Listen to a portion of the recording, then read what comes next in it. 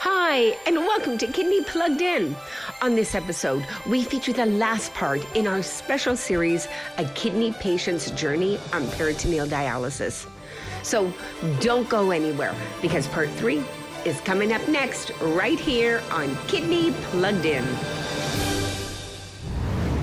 Previously on Plugged In, mother and daughter duo, Sunita and Ranita, joined us for A Kidney Patient's Journey on Peritoneal Dialysis. In 2015, I was diagnosed with chronic kidney disease. I went to the hospital. The nurse came in and told me, you're going to have to start dialysis. I was a diabetic patient.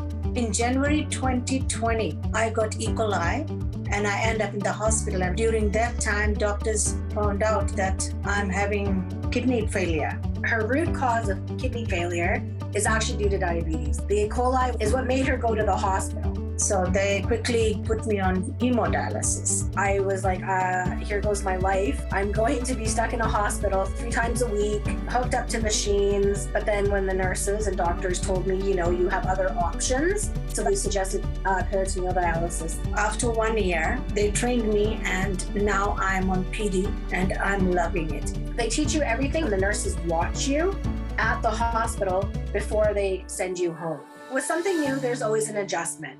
I remember my first day coming home from the hospital with my machine. Obviously, I was nervous. I was scared because you don't want to mess up. It's your body. But then you have to have the confidence, because if you don't have the confidence, you're going to mess up. There is a 24-hour number which you can call. Somebody comes on the phone and guides you like what's the problem is. And they won't go off the line until your problem is fixed. The machine, overnight, it does its magic. In the morning when you wake up, you feel refreshed. You feel like a new person. Yes, there can be kinks in your line, a little snag inside, something going on inside where it's not draining out fully.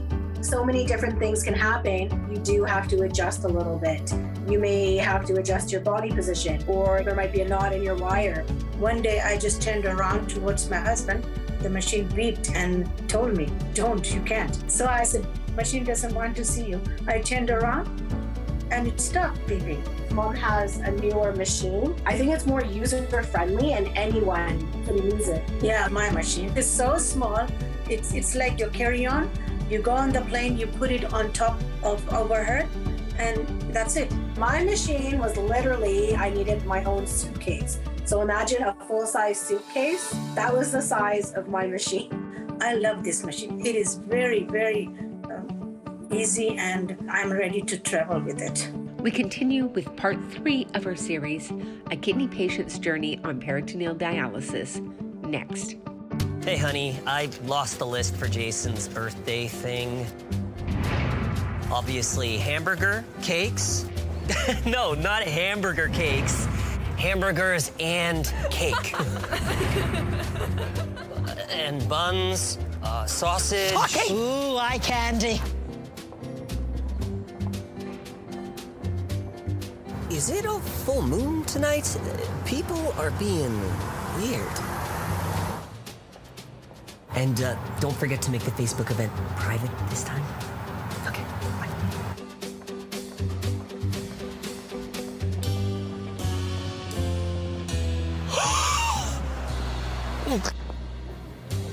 Can you imagine losing most of something without realizing it? Over time, kidney disease can destroy up to 80% of kidney function before you notice any symptoms. Talk to your family doctor to see if you're at risk and need to be screened. It could save your life.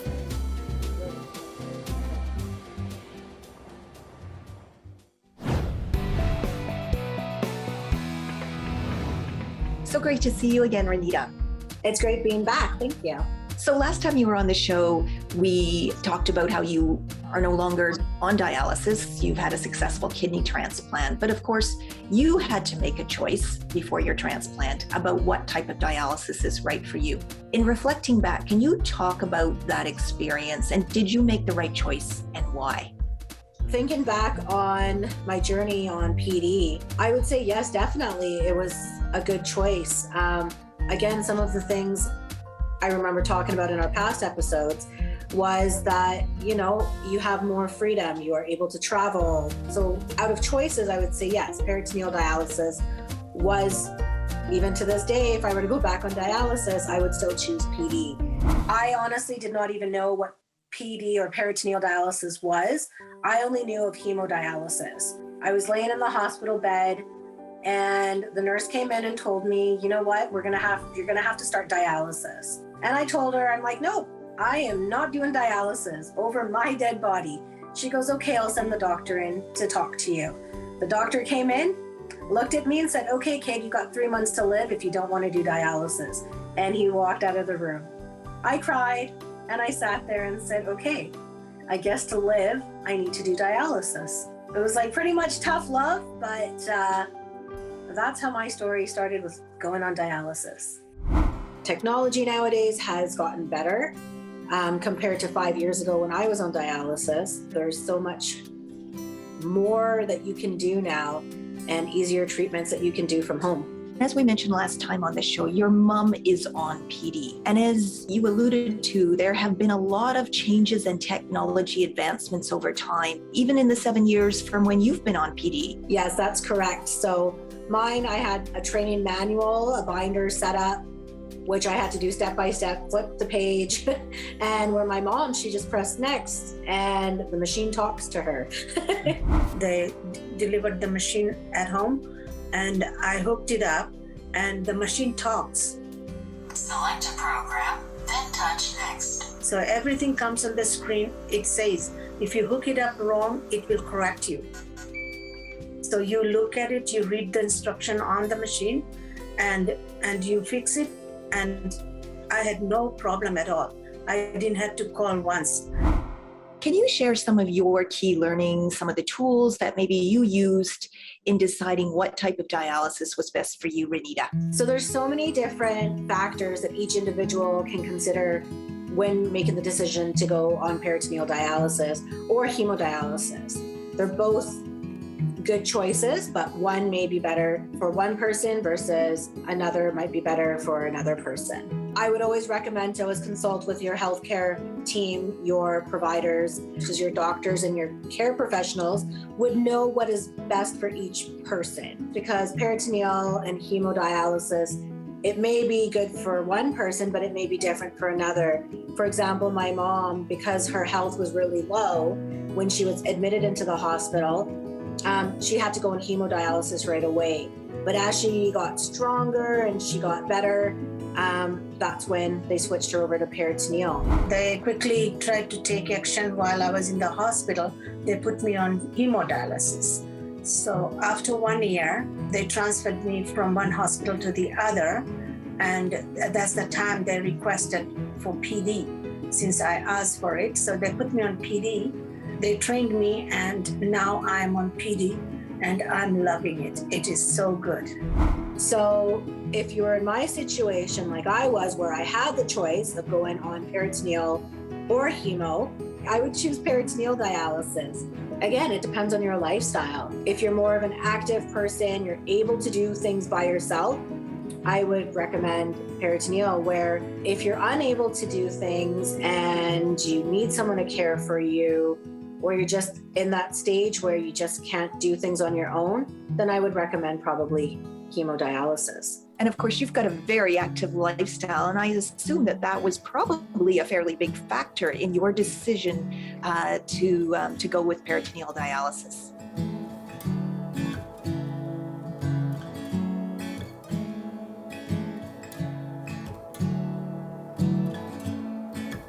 Having the active lifestyle and physically being able to do my dialysis, because you do need to have the ability to do your own dialysis, meaning move the bags. There's equipment that needs to be set up and stuff each night.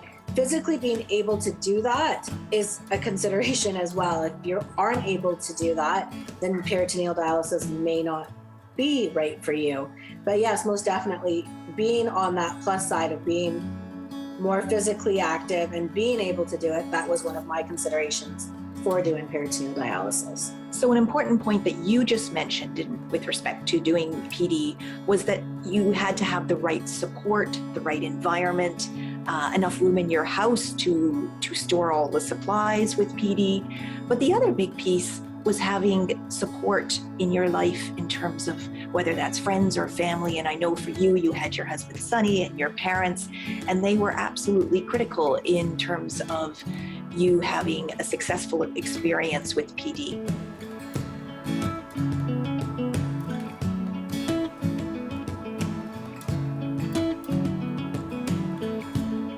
When I did go for training, I remember Sonny did come with me. And in the beginning, my mom would come with me as well, because at that time I was not married.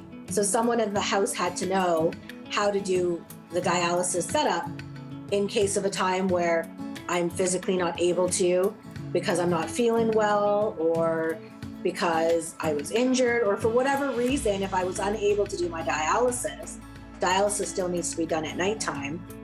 So someone would have to set up for me.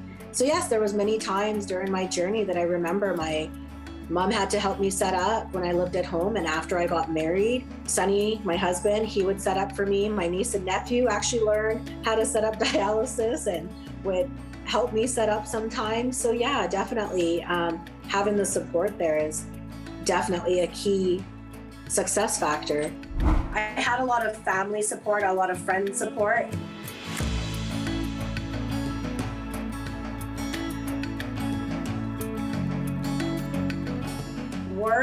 My work environment, my manager was awesome. She actually was very understanding and gave me reduced hours. Overall, the community, everyone was very, very supportive. So I so vividly remember last time you were talking about doing dialysis on your wedding day and how your bridesmaids jumped in and helped you out and supported you through the process. Yes, no, definitely. On my wedding day, I had to do a manual exchange where I had to hook up my bags to an IV pole. And while everyone was downstairs eating snacks, me and my bridesmaid, we were upstairs and we were doing dialysis. And then same thing, my reception, I was able to take my machine with me to the hotel where I got ready for my reception. And I did my dialysis before I partied the night away. Definitely one of a kind wedding story, Ranita. So we'll be right back with more with Ranita, and we're going to talk about the power of technology and how it's really helped to connect kidney patients with their healthcare teams. So don't go away. Let's see. So, kidney is These are my grandpa's kidney stones. They're very precious. Kidney is a bone in your back that helps you turn.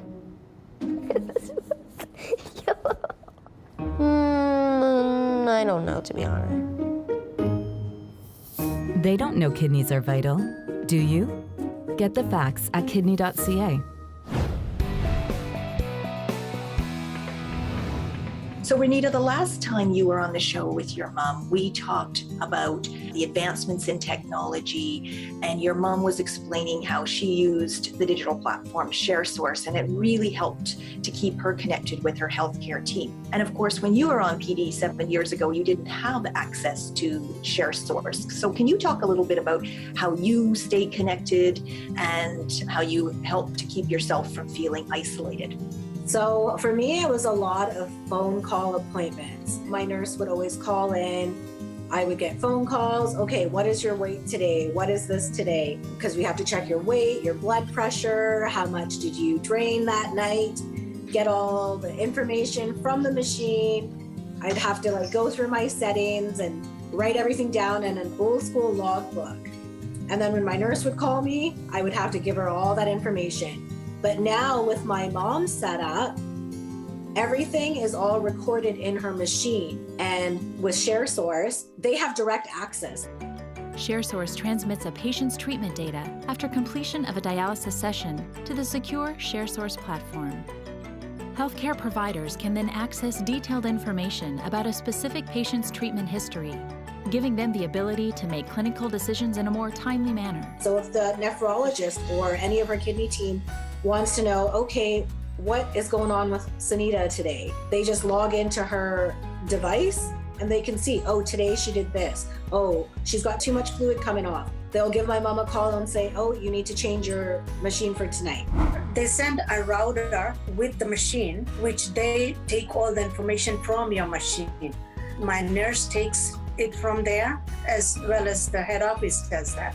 So they both take the information. What I did tonight, it will come on the machine and they collect it from there. And they watch it, they look at it.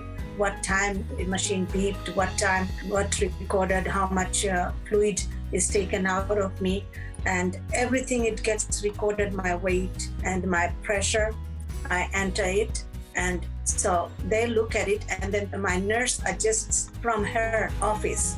I wouldn't know at that time until I would check in with my healthcare team, which sometimes would be a day or sometimes it would be every 2 days. It would all depend how I was doing.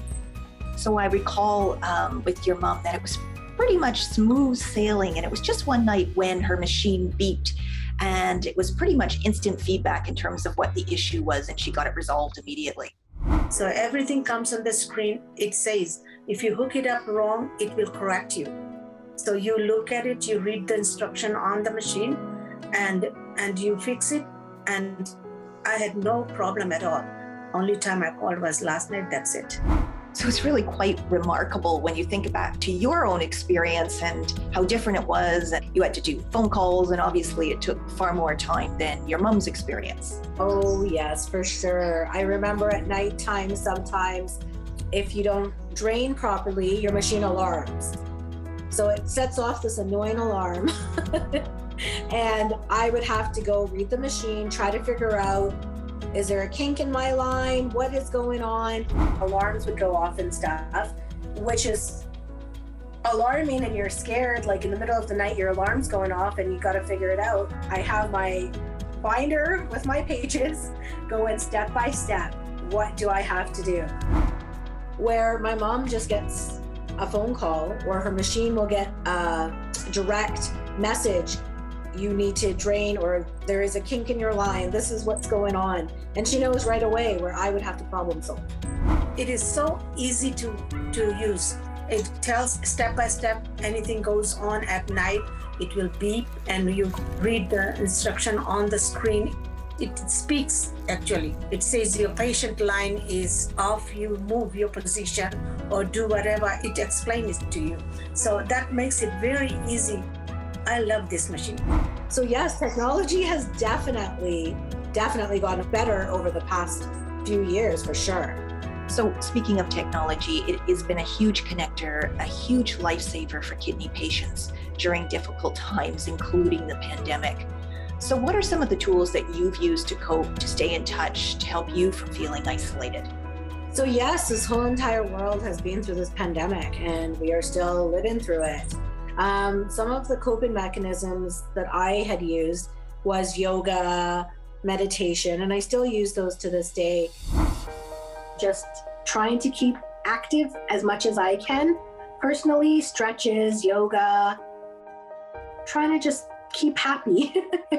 I turn to social media for outreach. There's so many groups and stuff that help support people. Where pre-pandemic, a lot of stuff was charged. So you want to go to meditation class, they charge you. But now everyone does things, no charge, to help everyone's minds. To connect with my family and friends, I would do, Facebook phone calls, Zoom calls, or doctor's meetings turned into video appointments or phone calls. They do virtual visits now. So the personal attention has gone. Convenience is definitely there. I don't have to drive anywhere. Driving, commuting, yes, I'm happy I don't have to do that anymore. So there's always pros and cons to everything. Phone calls and video chats became my life. So mental wellness has really come to the forefront during this time for patients with chronic illnesses and others. And I think you were saying that meditation and yoga for you has been a huge help.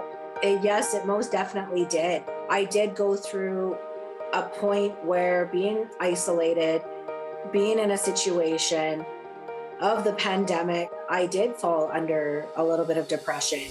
I've heard about it. I've never experienced it myself. because I've always been in a happy environment, happy place, never had to feel being lonely, even though I have people with me in the home, just that sense of feeling loneliness. I learned another thing, like, mental health is a serious thing. It's something that's now being talked about more because of COVID, I think, because a lot of people are going through it. I hate to say it, but suicide rates have gone up. Mental health is serious. So I have learned, that's one thing that I've learned about myself is just like kidney disease, mental health can happen to anyone. But being able to reach out to people via social media, join in support groups or, different kidney groups where people that are going through the same thing as me understand, and everyone's there as support. As they say, you have a solid foundation. My husband is that foundation in my life. Honestly, if I didn't have him around during the pandemic, during my whole entire kidney journey, I honestly don't know where I would be right now. I personally I don't talk about it, but I have,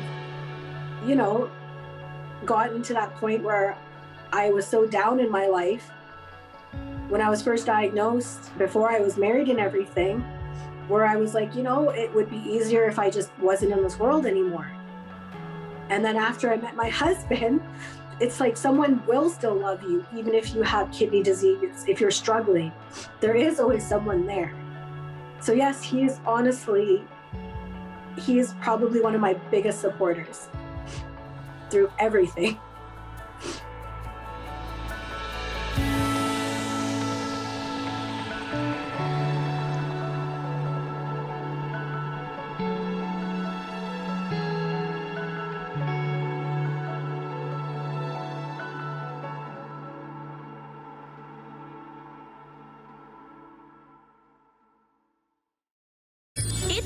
To be a community hero for the Kidney Foundation with Return Express. Just bring your unsorted beverage containers in a sealed clear plastic bag to your local Return It Express depot or kiosk. Print your tags with account number kidney cans, stick them on the bags, and leave them in the designated area. Return Express will sort, count, and refund your deposit to the Kidney Foundation BC and Yukon account. It's that easy. Find out more at kidney.ca/kidneycans.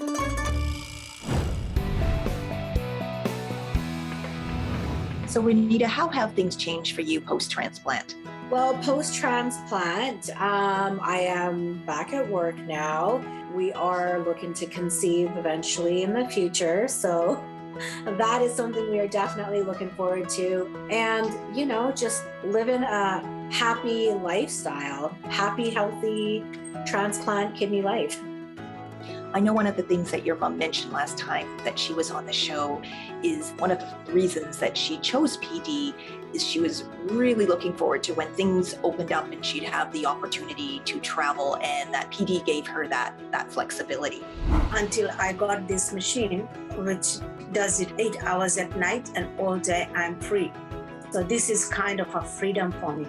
I have already been to my daughter's house with PD, but hemo I couldn't. I went there, I stayed a couple nights, came back, and I felt so good. And now I'm planning to go, waiting for the border to open so I can go to places and travel more. Being able to travel is one of the biggest things.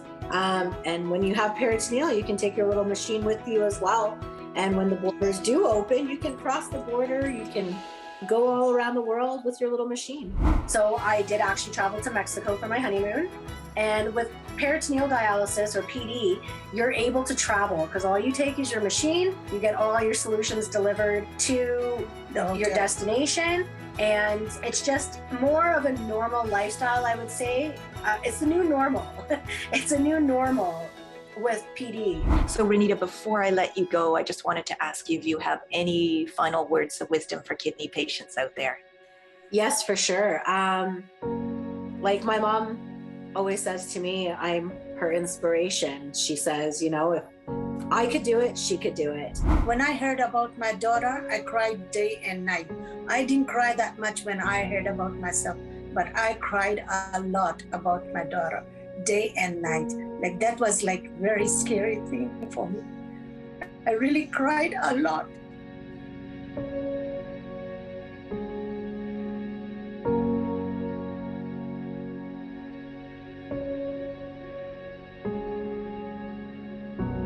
But then inside me said, if my daughter can, why can't I? That's the question. It came to me. And then I said, go for it. I've seen it. She has got a kidney now and she's doing all right. I want to go in that direction. So for all the kidney patients out there, you know, there's a light at the end of the tunnel. Keep fighting, stay strong. You are all warriors, we're all fighters, and just keep fighting. There's always something better to look for. That's all I can say, sorry. Ranita, thank you so much.